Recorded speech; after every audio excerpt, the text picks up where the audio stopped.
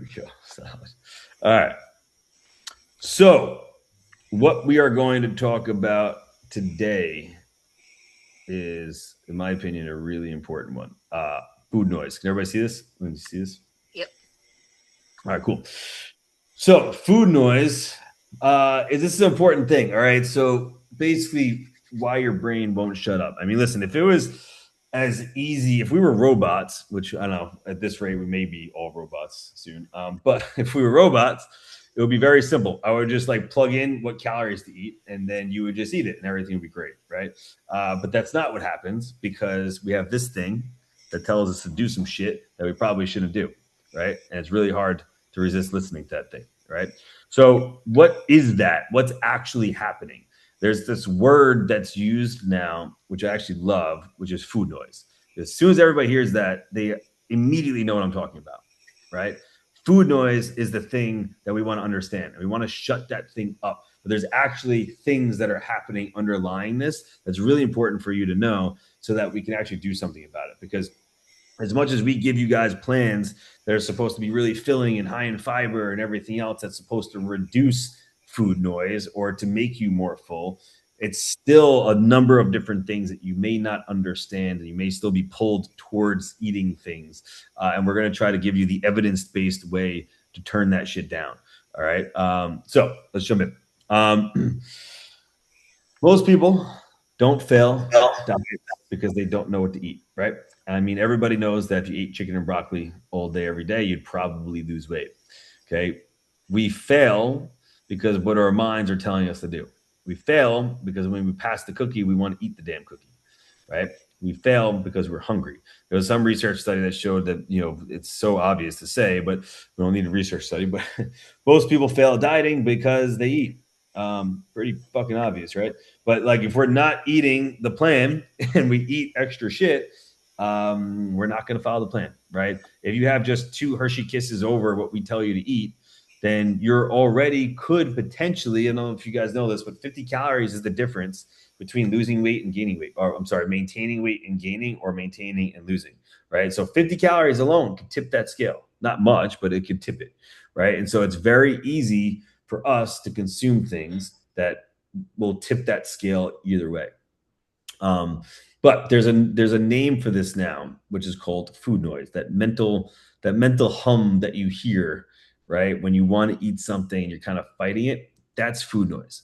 Um, this actually just this is not a technical term, but it's a term that we use now, and this came out of the GLP research, specifically Ozempic. Obviously, there's a lot of research on GLP-1s now, and Ozempic in particular. But the one thing that everybody who was taking GLPs said, which is where the term came from, was actually came from the testimonials and the research studies that they used, was that the food noise went quiet.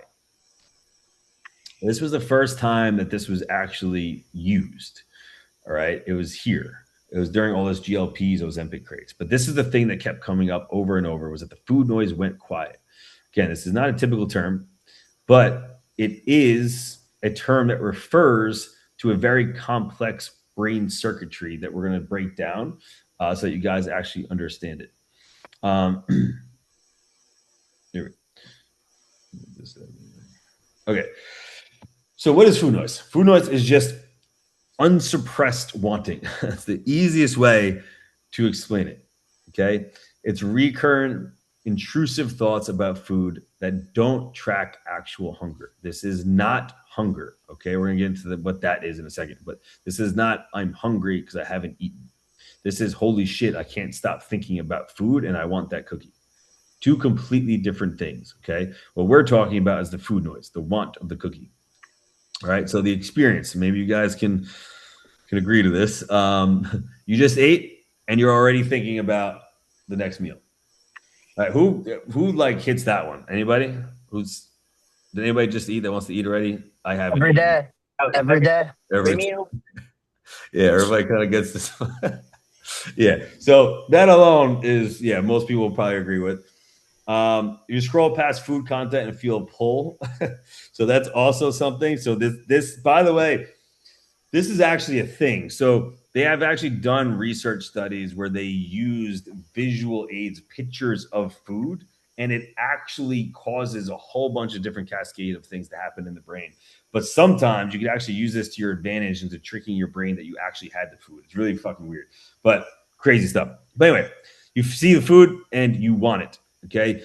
You eat past full because your brain still wants more, right? Anybody been full? Like literally you're full and you keep fucking eating? Like what, right? Doesn't make sense. But your brain wants to do it, right? We've all been there.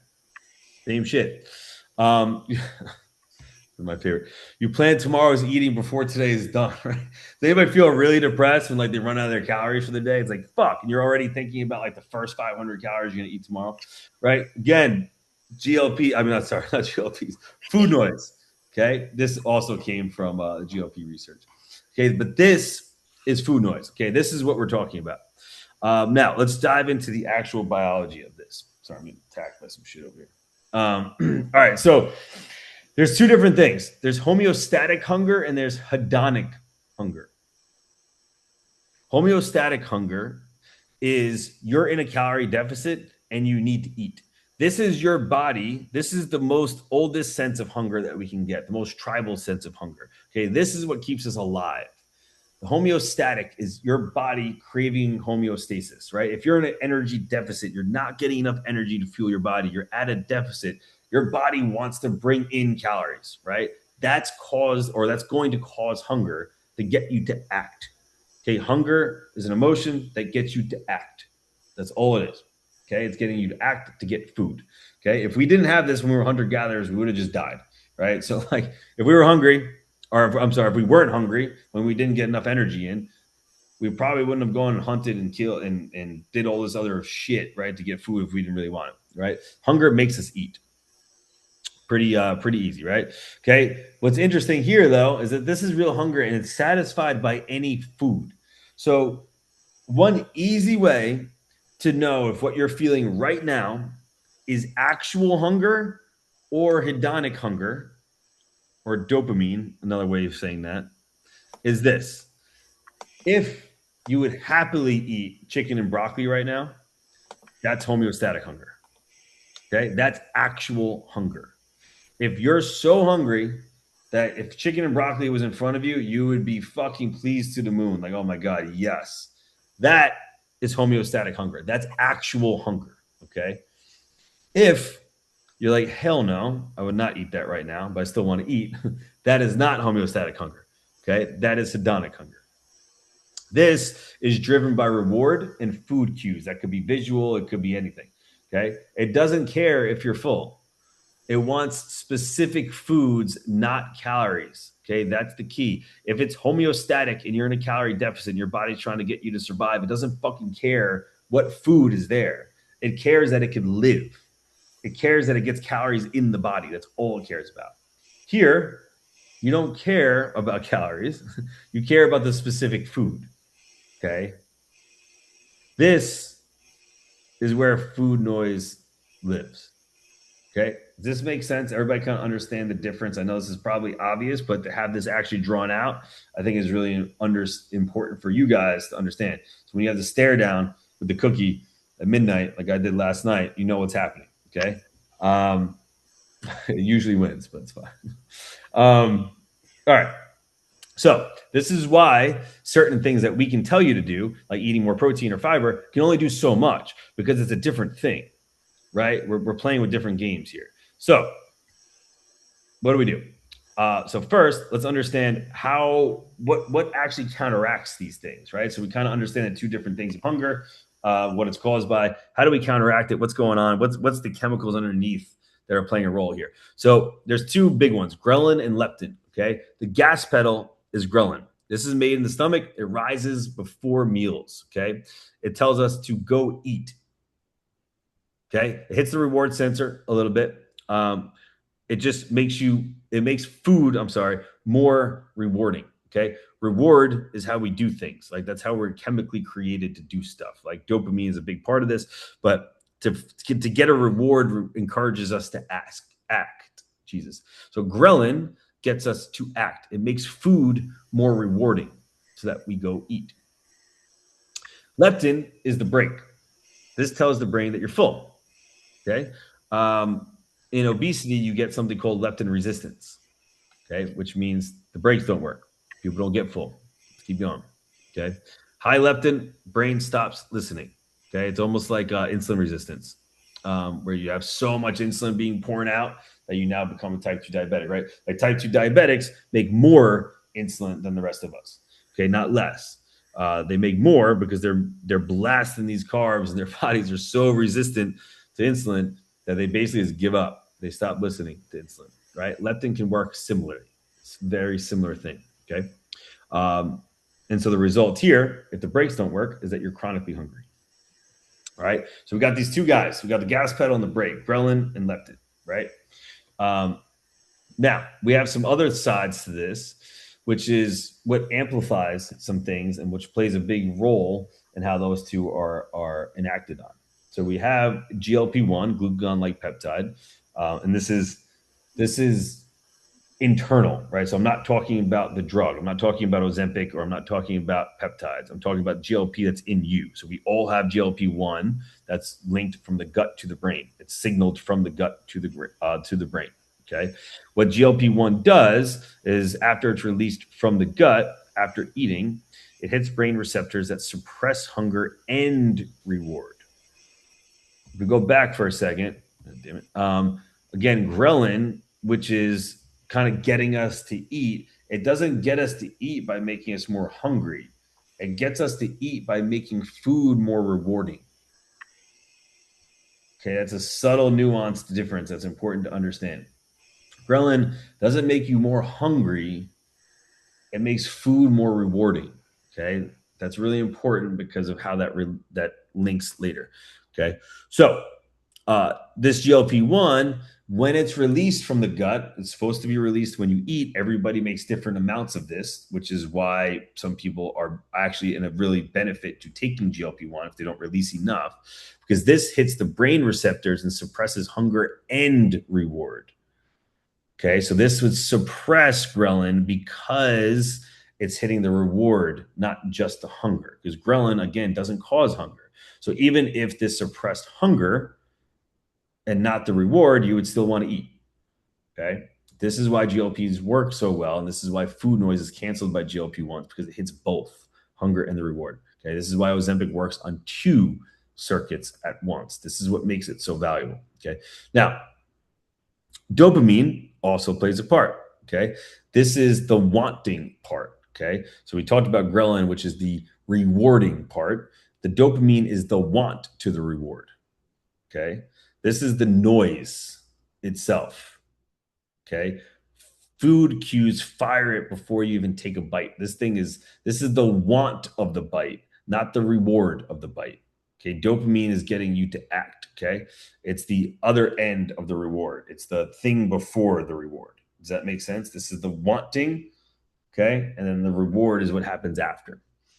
Now we also have this guy who rears his head once in a while. Cortisol. Okay. If you're stressed, cortisol goes up. This biases the reward system toward fat and sugar. Okay. Stress eating is real. How exactly this all interplays is a little bit complicated and we still don't really understand it.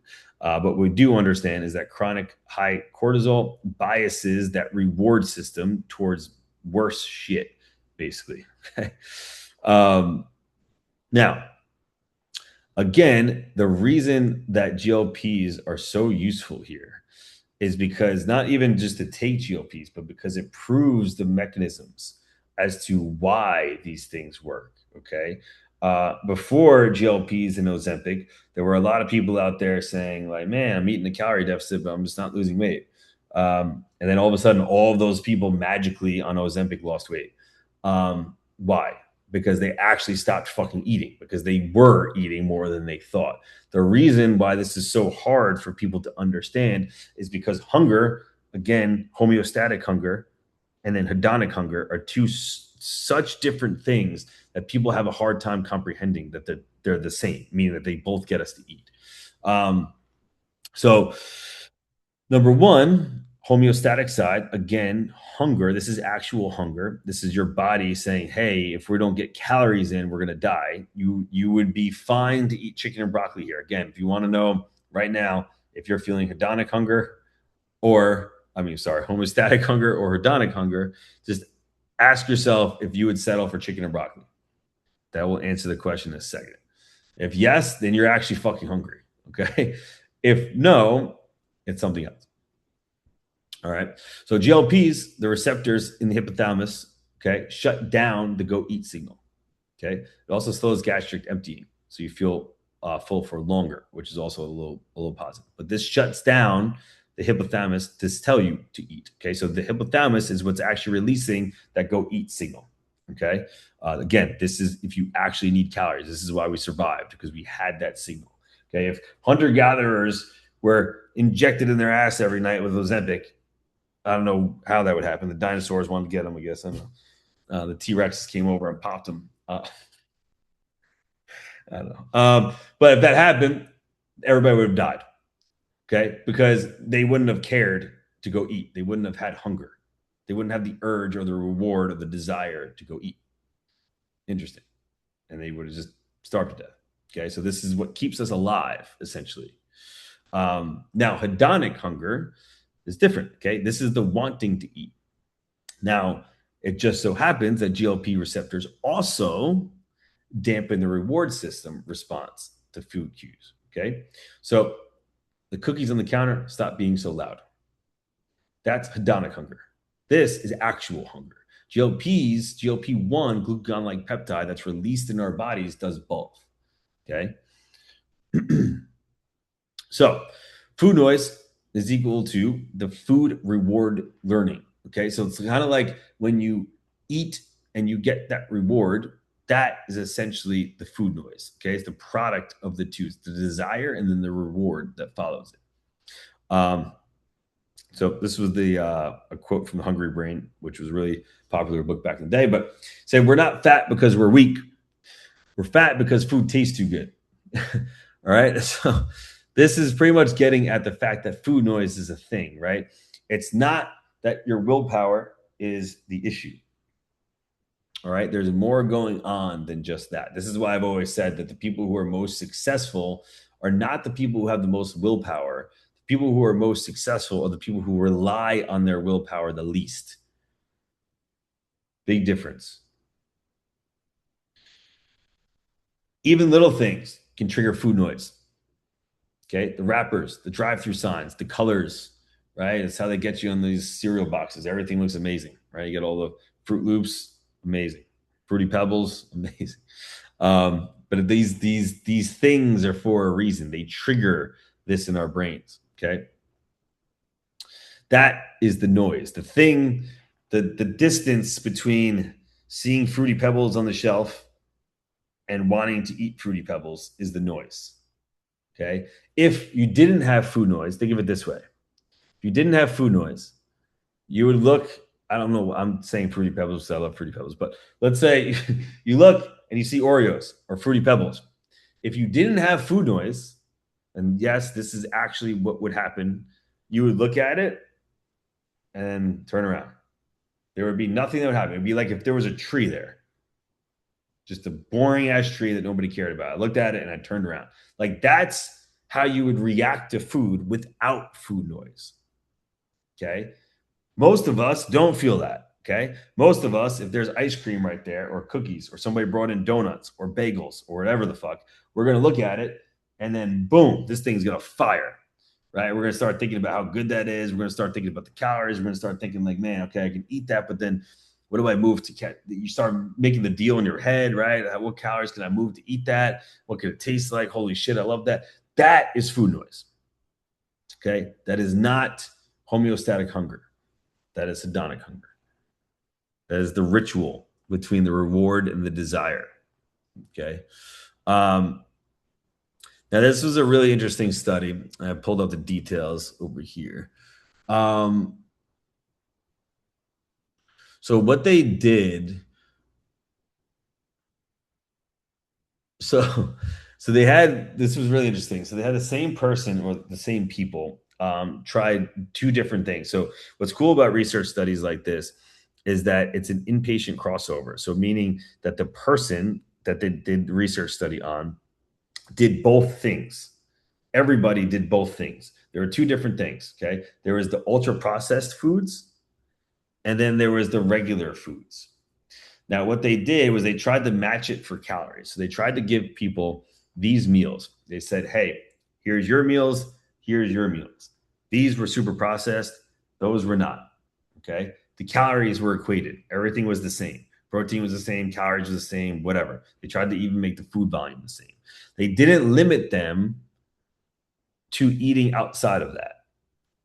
Okay, this was the thing. They gave them a meal plan. So let's say, I'll just make this easy. I gave you 1 week, I gave you a 2,000 calorie per day meal plan, but it was mainly of whole foods. And I said, you have to eat all of these meals. What you do outside of that, I don't care. But you have to eat all of this stuff. Okay. And then they tracked what you did.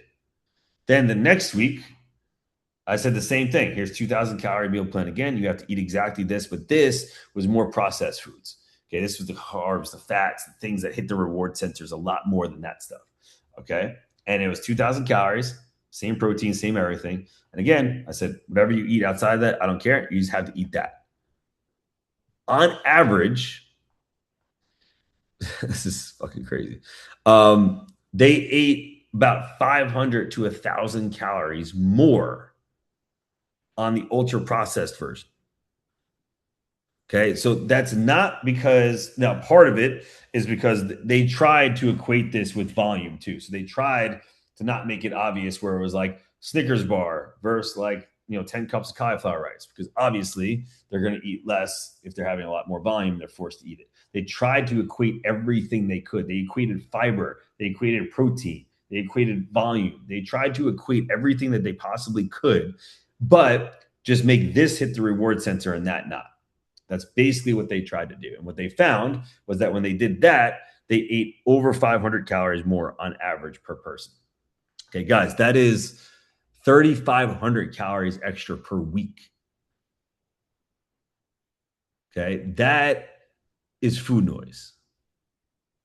If the food noise was turned down, that was a product of what that other meal plan would look like. You would be able to eat that stuff. You would be normal. Everything was great. When you crank up the food noise, that's the product of it. Okay. So this was a really, really good research study that looked at this kind of food noise thing and was able to actually measure it, which was really cool. Now, there's two different problems here, which require two different fixes. Okay. I think you guys kind of get the idea of the difference between the two and the problem. Okay. Number one is satiety. Okay. This is the physiological fullness. This is actual fullness. This is you actually not being hungry. This is your body knowing that you're not going to die. And so that it's not tripping your brain to tell you to eat. Okay. The fix with this is everything that we tell you to do. Okay. High protein, high fiber, high volume. Okay.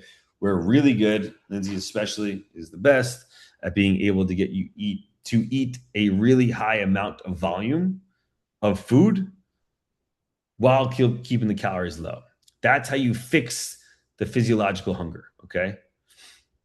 This is what most diets, well, not really, but this is what the best of the diets will actually focus on, making sure that you're actually full.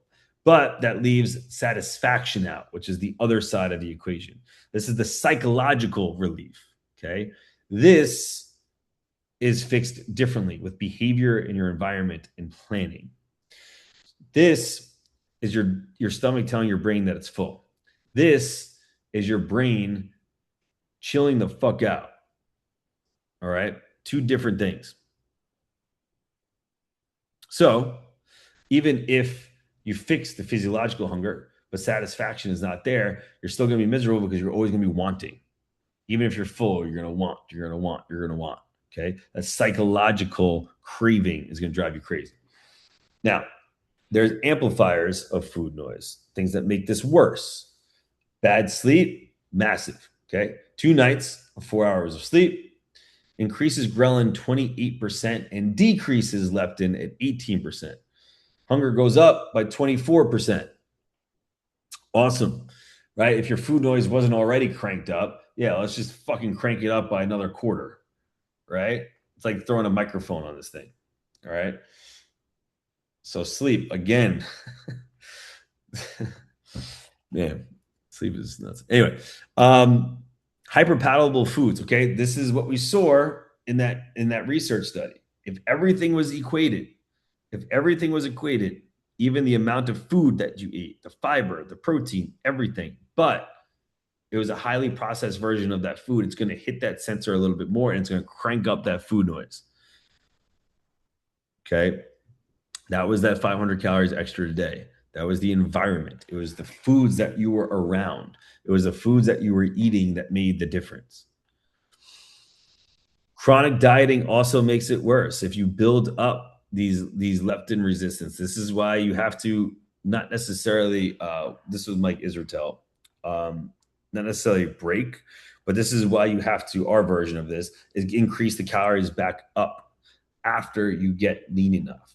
Okay, this is why you don't want to stay in a calorie deficit forever. So some of you guys, I don't know, not too many of you guys on this call, but this is why it is such a bad idea to stop dieting once you're lean enough, right? Most people just let it go. Then they're in this really weird gray world of like not increasing their calories because they're afraid to, right? And they kind of stay there and they're still a little bit down regulated. And they overeat a little bit, everything fucks up and spikes up.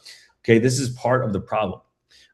Because of what's happening to leptin, you have to get out of that calorie deficit. Okay, you have to get lean enough, yes, but then once you're there, you have to increase those calories up and you have to actually increase them. You can't just, I don't even care if you're comfortable eating 1,200 calories the rest of your life. I don't give a shit. Your body doesn't give a shit. If you don't increase those calories up, your body will be fucked up. All right. This is partially why. Low protein. Okay. This also will obviously play a part. And then stress also plays a part. Those two are a little bit more obvious. So these are amplifiers of what makes that psychological need greater. All right. Now, what do we do about all this shit? Here we go. All right. So a couple things. Sleep. Yay. Okay. So sleep is the best thing that you can do. Okay. If you are coached, this was a really interesting study. So they basically corrected sleep. So by the way, so for some of you may laugh, but like, so the study was done on people who were chronically underslept, which they defined as 6.5 hours a night or less than 6.5 hours a night. So a lot of you guys, by definition of this, are chronically underslept. Okay. 6.5 hours was what they said was chronically underslept. All right. So just keep that little nugget of wisdom in mind. Okay. They were coached to extend sleep by essentially an hour. No diet changes, no exercise changes. The only thing that they had these 80 people do for 2 weeks was try to sleep 1 hour more. That's it. Okay. That resulted in almost 300 calories less per day that they ate ad libitum. Okay. So that means that they did not change their diet or anything. They didn't tell them to do anything differently with their diet. All they did was tracked what they ate. Okay. All they did was tracked what they actually did, but all they instructed them to do was to increase their sleep. That alone decreased their calories by 300 per day. The main reason for that, at least the thought of the main reason for that, is because of all this shit. Okay. Again, bad sleep increases ghrelin. That increases how rewarding food is. What does that mean? It means food noise. Okay. The whole thing that fucks us up is that we get a reward from eating certain food. That's food noise. Okay. Remember, homeostatic hunger, there is no food noise. It's eat or die. Right. If there's a mushroom on the floor, you'll grab it and eat it. Right. That's homeostatic hunger. Hedonic hunger is I want to eat. Okay. That is ghrelin.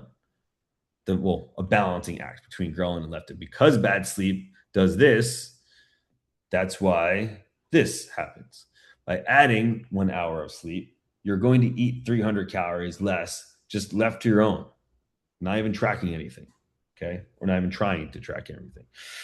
So what do you actually do about that? Number one, sleep more. Listen, 1 hour isn't a crazy amount. Like for some of you guys, if you guys are sleeping like, 5 hours a night right now, for me, to tell you to eat. I mean, to eat, Jesus, to sleep 9 hours would be ridiculous, right? But it's not so ridiculous to get you to sleep 1 hour more. Okay, you could probably do that. If you don't think you can do that, you're full of shit. Pull out your phone, look at the settings. You've been on Instagram more than that already. I fucking guarantee it. So you can do it. You just need a reason to make it worth it. Okay. Unless you're watching me on Instagram, then just fuck sleep. Just keep watching my shit. It's good. I'm kidding. Kind of. All right. So, a couple other things though that can matter. Okay.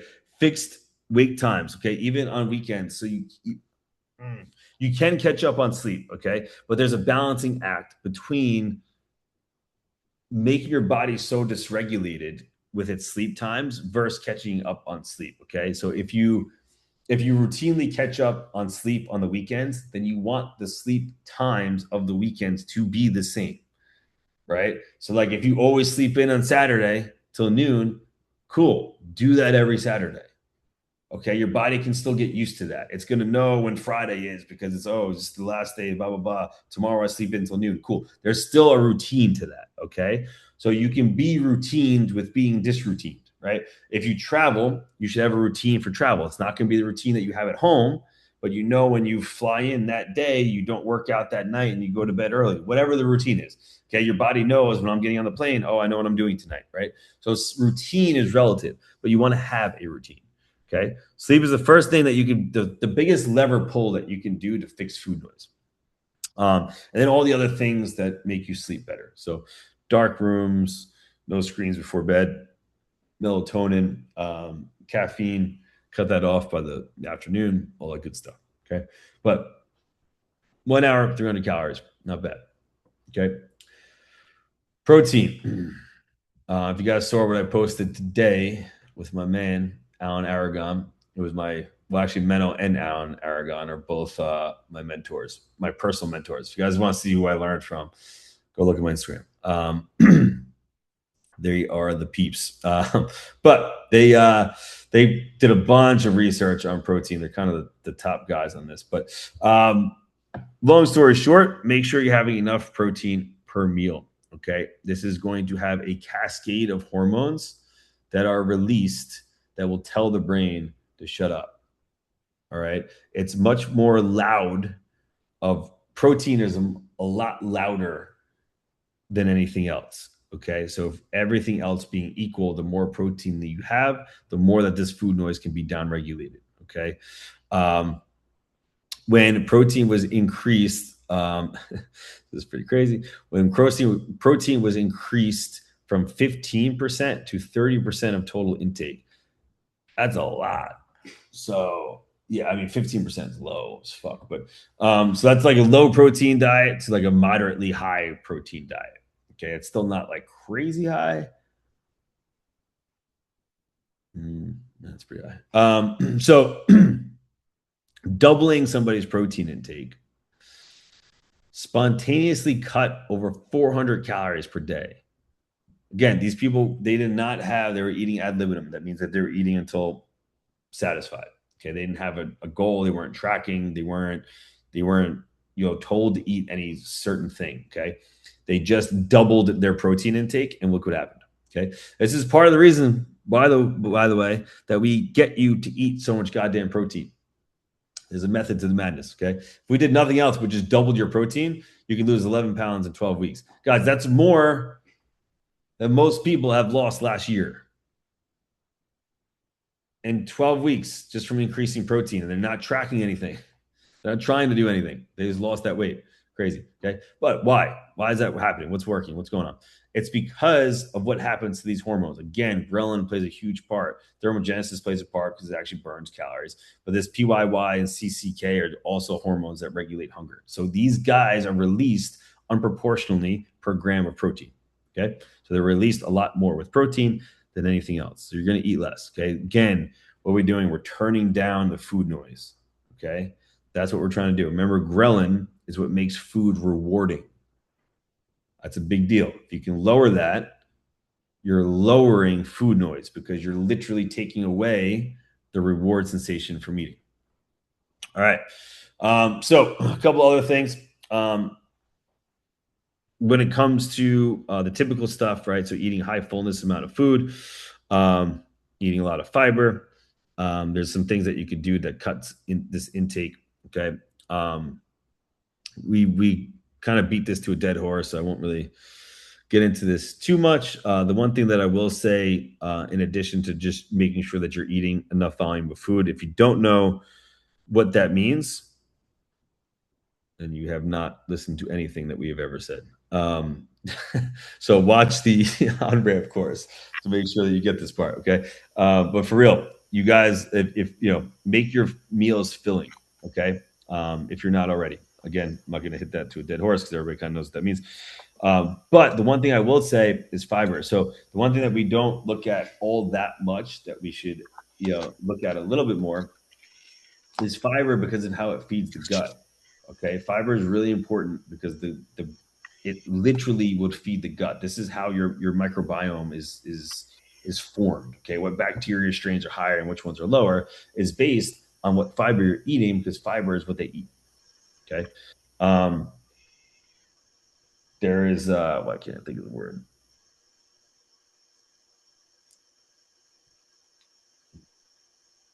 Uh, mm,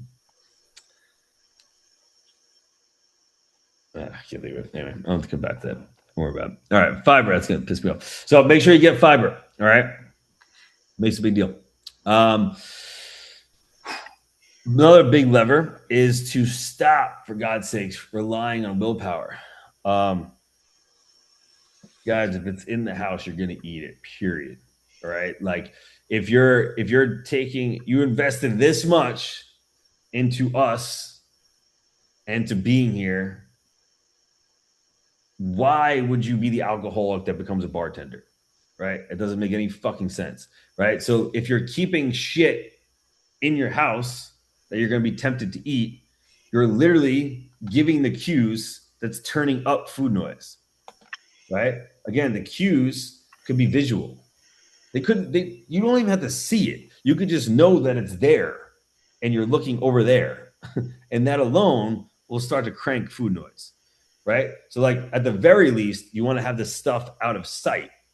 So, like, if you're parents and your kids have to eat shit to survive, they absolutely need those Oreos every night, and you have to have them for them, then fine, but get them out of the visual sight, right? There's no need to have the goddamn Oreos on the counter, right? You can at least have them hidden, right? Because you're just playing with your own food noise, right? You're cranking it up and then you're trying not to listen. That's what you're doing by having this food around, okay? So try not to rely on willpower, okay? That's a really important aspect of that.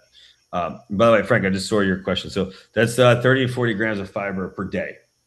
Um, Although I did have, I did have a client that was eating that per meal. It's fucking nuts to watch, but very impressive. But Thank um, you. yeah, you're welcome. So a couple other things that play into this willpower thing. It sounds really simple and stupid, but this actually has been proven a lot. Smaller plates and packages reliably reduce intake. Okay, they've done this a lot. They've done a lot of ad libitum research here, where they'll give people little plates and big plates, and then they basically think of it like a buffet. And the only thing they change is giving little plates to people. I think they even use like little utensils too. Um, and then like big plates and big ass utensils, right? And literally every single time, 100% of the time, people always ate more with more bigger plates. So like just having it normalized to have smaller volumes, smaller plates, all of that kind of stuff. Again, the environment. Okay, the environment is what we're trying to get at, but there's different ways that you can utilize the environment in your favor, right? So like if there's other people in your household that want the thing, everybody here probably has, a husband, wife, pain in the ass, brother or sister, somebody who's eating some shit that you can't like tell them not to eat, right? So try to, have a conversation, either throw that shit out when they're sleeping or have a conversation with them where it's like, hey, you know what? I'm trying to do some stuff over here, and it'd be cool if you help, by not eating all the shit that I want to eat. That'd be cool. So it's kind of conversation. Although, of course, everybody's gonna get jealous and tell you that you're crazy, but whatever. Okay. So again, trigger foods don't have them. I always have routinely tell about the peanut butter story. Uh, I had a problem, had a lot of problems, but one of the problems was peanut butter, and I couldn't not eat it. Yeah, I was going fucking nuts. I was cranking that shit. And like I knew what I was doing. Like I would have a spoonful of the peanut butter, and then I would tell myself that I weighed. I would I would put the peanut butter on the scale. Right, everybody does this thing. Everybody knows what I'm talking about. You would take the scoop and you would like weigh it, and then you would just eat the peanut butter that's on the spoon. Like you know what the fuck you're doing. Like you just weighed that peanut butter, and then you eat the peanut butter that's on the spoon. Oh, I was the king of doing this shit. I did it all the time. But anyway, the point is, again, get rid of the shit because you're probably going to eat it, right? But again, that's food noise. Like, what made me do that? Like, I know that I'm eating the peanut butter that's on the spoon, and I know that that's not the peanut butter that's on the thing that I'm also going to eat, but I still ate it, right? That's not normal. I mean, it's normal for us, but that shouldn't be normal, right? That's not homeostatic hunger. That's not my body saying, oh my God, I need calories to survive. That's my brain that wants a reward, right? It's a different thing. That's food noise. It's separate from actual hunger, okay? Um, Now, moving helps a ton, okay? We're doing this. Everybody's doing this. We're working out. We're doing the things, but this does make a big difference, okay? Um, if you're lifting, this will increase lean mass that raises your resting metabolic rate. It sharpens satiety. Leptin and ghrelin favorably change when you start lifting and increasing muscle. When you move more, it helps a lot. A lot of times, actually, people believe, I think sometimes intuitively, that working out increases their appetite. It actually doesn't. So if you look at the research on this, it dampens your appetite. But what it does do is a lot of times people will link in their heads and their brains workout with reward. Workout, then I eat dinner, right? Workout, then I get the thing, whatever. That is what your body is getting synced to. But overall, being active and moving and working out is actually a net positive for decreasing food noise. Okay. We're doing this already, but it's important to know that this does have a part to play. If you're not counting steps, that is a lever that you could pull that helps. Okay. So, like if you are working out hard and you're doing your thing, but your step count may be low, go for a walk. It honestly makes a big difference. And Kevin, I like that sort of comment. Peanut butter is the best. Yeah, so hopefully you handle it better than me. Uh, but walking makes a big difference. If you're just craving something, stop for a second and go for a walk. It's amazing what you can do. An unplugged walk, by the way. You don't want any other dopamine. So like no phone, nothing like that. Like go walk by yourself.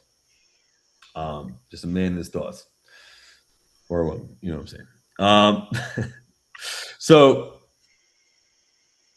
so this is interesting. Okay, so the craving wave, as they call it.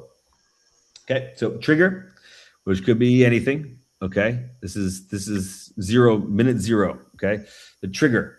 Okay, you could smell the fast food. You smell the French fries, right? Or I look over at the counter and I see the bright ass blue Oreo bag, right? Whatever the trigger is. Okay, boom. 5 minutes later, the intensity starts to build. This is the typical thing, the cycle of what people do. Okay, so it starts to build. 10 minutes in, oh shit, this is getting unbearable, right? Something's gonna happen. I'm gonna do it, right? 15 minutes, okay, this is where it starts to go down. 20 minutes, it's gone, it's on to the next thing. The point of this is that if you understand how these cravings and urges work, especially how dopamine works, these like little mini cycles, you can see it, you can spot it, you can name it, and you can do something about it. Okay, because you just need to get to here. If you can survive to the 15 minutes, past 15 minutes, then the food noise will be dramatically turned down, or at least you'll move on to something else, whatever that is. Who knows? But it won't be food, which is kind of cool. So here's what you can do: as soon as you hit the trigger, boom, Oreo bag, bop, 15-minute timer starts. Right. Name it. So understand what's happening. Okay. The biggest thing, you don't have to be fancy and say it's hedonic hunger, although that'd be sick. That means you really listen. But you can say, okay, this is not. I don't want chicken and broccoli right now. Right? This is not actual hunger. Got it. I'm craving something. Food noise is going on. Okay. Just understanding that is huge. Then have something different. Okay, this is my play right here, the square, the little chocolate. Okay, so if you want something, have an if then rule. If I crave sugar, then I'll have that small dark chocolate square that's individually wrapped that I keep in the cabinet, right? If I want Oreo, I'll have that instead. Okay, you still want to wait though. Okay, you don't want to do this as soon as you hit the craving, because then you're just teaching your brain, you're teaching ghrelin, you're teaching dopamine, oh, craving, go do, right? You don't want that. You want that to fall, to fade. So even if your thing is to have that dark chocolate square when you hit that craving, you want to do that in 15 minutes. Also, if you can do this, you're going to be a beast, because this is retraining the circuitry of your brain to not be so, uh, what's the word? Uh, Damn it, brain is not doing its thing today. Somebody help me. What's the thing where you just act impulsively? That's probably Reactive, yes, reactive. I guess that word. I feel like there's another word that I can't think of. impulsive. Impulsive. Impulsive. Yeah, I guess that's it. I don't know. I don't know why it doesn't seem to be meshing with my brain, but you guys get what I'm saying. But you're kind of cutting that compulsion, right? But this is a really important thing. If you guys don't take anything else from this, take two things. Number one, try to sleep an extra hour. And then number two, have something in place of what gets you in trouble. Okay.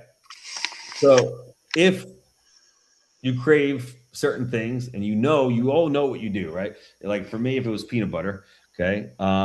But whatever you guys trip on, whatever hits your sensors, whatever gets you tingling, right? Try to have something else set up that you can go to instead of that. Okay. But wait a little bit. Okay. It's huge. Yes, Chad, Regina, exactly. Sleep and have something there. I really like the little individual. I'm going to show you guys. Your 5-pound bag of individually wrapped chocolates. This is the keys to my success, guys. Right here. Boom. I love these fucking things. But I will say dark chocolate has very high saturated fat for all of you out there with high ApoB. Yeah, this has how much? It's like 4 grams per. This is 3 squares. It's 3 grams of saturated fat for one. That adds up fast. But these little guys, okay? So if I'm craving dessert, I'm gonna take a second. I'm like, all right, am I actually hungry, or is this just like my brain? Got it. It's my brain. Cool. Then I'll probably go for a walk, come back, drink a little coffee. Hopefully it's not this late, and then have a dark chocolate. Okay, that will do it. Then I'm good, and I won't cave in. Okay. Yeah, it's not hey, it was on sale, right? It was. Oh man. Let's see. Also eat an entire box of Yasso bars for 400 calories and 20 grams protein. Nice. That's a good move too. Yeah. Oh wait, Lynn, show the other shit that you gave me last night, guys. This was something else. And Joanne, I just saw your question. Is it okay to walk while listening to your? Hell yeah, absolutely. Fuck yeah, absolutely. Yeah. If you guys want to make these Monday nights even more useful, this should be a thing. Actually, we should like make that a thing, like I don't know, a walking thing. I don't know how to make it a thing, but like everybody walk on Monday nights when you listen to me. I'll guide you through a meditation. A walking meditation, Jesus Christ. All right. Yeah, show them, Linz. What we got? Guys, this stuff right here. This is you know, you're sleepwalking. That is hold on, Yeah. show the brownie one. Yeah, so PB2, this actually comes in a double pack on Amazon. You can buy them together, but this is the brownie one and this is the chocolate chip one. Basically, all I do is I mix it with either a little bit of almond milk or even like Fairlife milk, just enough to give it a little texture to make it into like dough. And I eat it just like that out of a bowl or a cup, whatever. But you can actually make these into brownies or cookies also. They have recipes on the back. The recipes are a little higher in calories, but it's basically an ounce of the mix. For the cookies, it's 100 calories, and for the brownies, it's 120 calories. But just to get that taste of either like cookie dough or brownie batter, the brownie I feel like actually tastes like brownie batter. Guys, yeah, it's insanely good. Like it's actually, it literally tastes like you just mixed like the brownie batter and like, when you were a kid and you like licked a spoon and shit when your mom wasn't looking, right? Like that's exactly what it tastes like. It tastes so good. Like it will easily hit the craving for something like that. And it's pretty low in calories. And it's not necessarily like the big ass chocolate bag where you're gonna be as tempted because you actually have to do something. You have to mix it up, which I know isn't a lot to do, but it is, right? Like we're all really lazy when it comes to this stuff. Like we want to just grab something. But like if you have to mix it, like it's kind of a lot of work. So you're not gonna like keep doing it. But it's really, really good. Yeah, Lynn, do you want to put the Amazon link in the chat? Yeah. Yeah, Ninja Creamy, Suzanne, that's a really good one too. If you use a Ninja Creamy, you can make ice cream that's packed with protein, and it's amazing. So yeah, that's a really good one too. And Rob, you said Ninja Creamy too. Yeah. Wait, Ninja Creamy is legit. That's all I gotta say. How many steps did you just get in? Today was like a rest day, but in general, just now I did 5,000, but today was 16,000. Holy shit! Yeah, I was at like a 3.5 speed though on that thing. That's cute. You're cranking. No, literally. 13 incline, climbing a fucking mountain. So yeah, so I don't know if you guys just heard Rob say that, but he just got 5,000 steps in from listening to me talk about food noise. So that's pretty sweet. So if you guys want a double whammy, you can go for a walk. Adina, you can just walk around your room. Just fall asleep. I had to get up at 5 o'clock this morning, so I have my mouth guard in already, and I'm going to sleep as soon as I get up. I'm in my bed. You're about to pass out right now. It's fine. I can't keep my eyes open. I appreciate the dedication. That's amazing. I love it. Let's see what else we got here. And I don't know if you, so the shaken espresso, no, that thing is amazing. Actually, that's one of, if you got, it's actually one of the lower calorie options. Adina's the exact same thing. Is what I had. So yeah, if you guys have the what is the brown sugar shaken espresso thing? It's really low in calories. It sounds my go-to, but it's what happened. It's my go-to. I think it's 150 calories for the drink, and I swap it out with soy milk. So yeah, it's perfect. Yeah, you're solid. You're good. Oh, that's good. You probably won't sleep tonight if you're. No, I'll knock right out. Yeah, jeez. That's so shy. All right, that's fair. Oh shit, that's awesome. I got an espresso and I froth a protein shake and it's been really good. So I got the caramel macchiato one and I'll froth the protein shake and like put it in coffee or like decaf coffee or something, and it's actually really good. It curves your sweet tooth, and it's 30 grams of protein and 160 calories. Wow. It's not bad. Yeah, that's no. So Costco has an espresso machines. I know you love Costco. Yeah, I love it. It's on sale. What are those caffeine chocolate milks that you sent? I bought a bulk order of those guys. Oh my god, those guys are nuts. These things are so good. Yeah, huh? I start my morning with that, like the 160 milligram one or whatever, like that, and then I'll have like maybe like an espresso right after or something like that. And I'm ready for the whole day. Exactly what I do. This is my stack right here. Yeah, that is an elite combo. Elite combo. Lethal combo. You guys don't know what this is. It's only 90 calories, and it's got 160 milligrams of caffeine in here. I'll link those too. And 20 grams of protein. And it tastes like chocolate milk, and it's so good. Where do you buy that? This is Amazon. Wow. Amazon's the only place I've ever actually seen it Mm-hmm. because this is the max caffeinated version. Oh, wow. Yeah, they have a bunch of different other flavors. Like I got the variety pack or whatever, but And he's the got that. lower caffeine ones, they don't really like work for me as well. But that's the thing is that like I even I got like the vanilla one and I was using that as like my like sweetener for my black coffee and like at the like it, and it's only I think 60 milligrams of caffeine in those lower ones. Yeah, So yeah, it's it's only almost like it was like perfect. I was getting 20 grams of protein in right in the morning, like right away, boom, boom, boom. Easy. yeah, it's that's exactly what I do. And stimulants also, by the way, guys, do dampen appetite. So it's another little added bonus of those. And thanks for putting the links in there, Linz. Gotcha. And so that's basically the biggest thing. Everything else is just kind of what we just talked about. But I would say the biggest thing that you guys want to do is just realize the difference and then try to get this thing down. Like really try to hit it. Oh shit, it's a craving. Name it. That takes away a lot of its power. Right? If you know what it is, that's going to halt it mostly.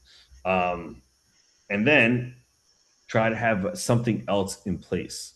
Right. Once you know what's happening, you can play the game. Right. If you think that willpower is the thing, you're playing a different game. You're not going to win. Right. Like if you understand how this thing works, if you understand how your brain works, we can win. We can utilize that shit. We can trick it. We can do it. Use it to our advantage, even, which is what I do. So I actually use this.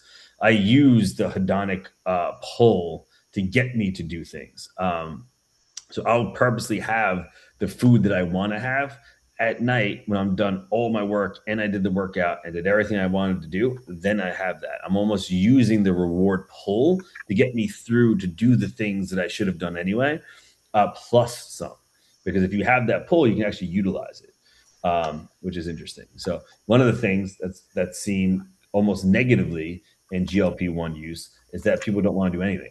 So like their reward is dampened for anything because it detaches a little bit from dopamine. So it's interesting. So anyway, so that's that. I'm gonna start recording.